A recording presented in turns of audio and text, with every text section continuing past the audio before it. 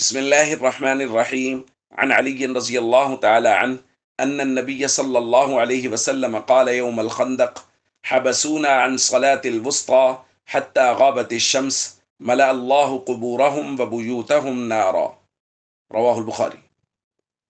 نبی کریم صلی اللہ علیہ وسلم نے غزوہ خندق کے موقع پر ارشاد فرمایا کہ ان کفار نے ہمیں درمیانی نماز یعنی عصر کی نماز نہیں پڑھنے دی یہاں تک کہ سورج غروب ہو گیا ہے۔ اللہ ان کی قبروں اور گھروں کو آگ سے بھر دے۔ دوستو، غزوہ خندق جس کو غزوہ احزاب بھی کہا جاتا ہے، یہ بڑا اہم غزوہ ہے۔ اس کی تفصیلات میں یہ بات ہے کہ حضرت سلمان فارسی رضی اللہ تعالیٰ عنہ کے مشورہ سے نبی کریم صلی اللہ علیہ وسلم نے مدینہ منورہ کے ارد گرد خندق کھدوا دی، جس کی وجہ سے کفار مسلمانوں پر حملہ آور نہیں ہو پا رہے تھے۔ کچھ دن گزرنے پر انہوں نے یہ حکمت عملی بنائی کہ وہ مسلسل تیر اندازی کرنے لگ گئے۔ یہ باقاعدہ منصوبے کے تحت ہو رہا تھا۔ اب مسلسل چونکہ تیر برس رہے تھے، اس وجہ سے ایک خیمہ سے دوسرے خیمہ میں جانا یا ڈھال سے ہٹنا یا اونٹ سے کسی ایک طرف سے دوسری طرف جانا، وضو وغیرہ کرنا، صف بندی کرنا، یہ ممکن نہ تھا۔ تو اس مسلسل تیر اندازی کی وجہ سے نبی کریم صلی اللہ علیہ وسلم کی نماز عصر رہ گئی۔ بعض روایات میں ہے کہ ایک سے زیادہ نمازیں رہ گئی۔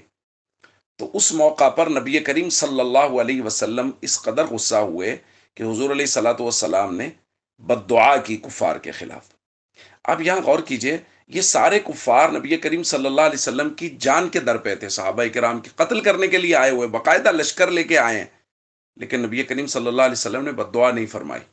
لیکن ان کی اس منصوبہ سازی کی وجہ سے کہ مسلسل تیر اندازی ہو رہی تھی اور اس کی وجہ سے نبی کریم صلی اللہ علیہ وسلم کی نماز وقت سے نکل گئی، تو نبی پاک صلی اللہ علیہ وسلم نے بد دعا کی، ملا اللہ قبورہم و بیوتہم، اور بعض روایات میں ہے اجوافہم، اللہ ان کی قبروں کو، ان کے گھروں کو، ان کے پیٹوں کو آگ سے بھر دے کہ ان کی وجہ سے ہماری نماز وقت سے چلی گئی۔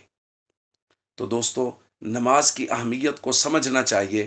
نبی کریم صلی اللہ علیہ وسلم کی مبارک تعلیمات اور آپ کی مبارک سیرت سے ہمیں نماز کی بے حد تاکید اور اہمیت ملتی ہے، اور ہمیں اس اہمیت کو، اس تاکید کو اپنی زندگیوں میں زندہ کرنا ہے اور لوگوں کو بھی اس کی دعوت دینی ہے۔